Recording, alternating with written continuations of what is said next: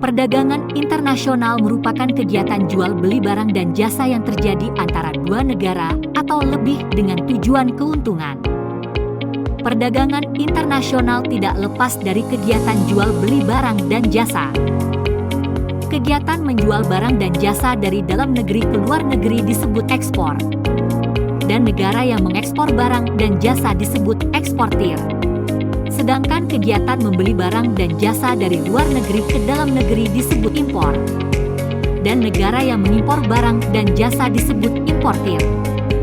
Selanjutnya, manfaat adanya perdagangan internasional yaitu menjalin persahabatan antar negara, memperoleh barang yang tidak dapat diproduksi negeri sendiri, memperoleh keuntungan dari spesialisasi, memperluas pasar dan menambah keuntungan, transfer teknologi modern.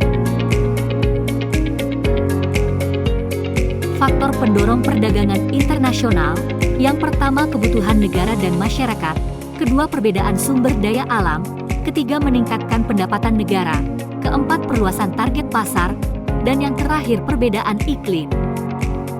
Kemudian faktor penghambat perdagangan internasional, yang pertama keamanan suatu negara, kedua kebijakan perdagangan internasional dari pemerintah, ketiga mata uang berbeda antar negara, keempat kurs mata uang tidak stabil, dan yang terakhir peraturan politik anti-dumping.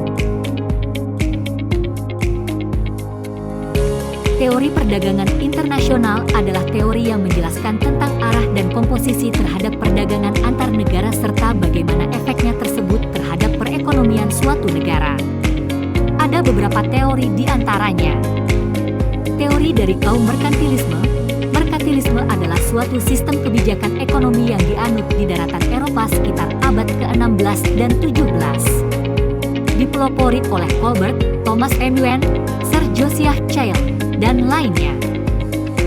Inti pokok aliran merkantilisme adalah menginginkan peranan pemerintah yang seluas-luasnya dalam bidang perekonomian agar terdapat surplus ekspor di atas impor pada perdagangan luar negeri sehingga dapat terus memupuk cadangan logam mulia.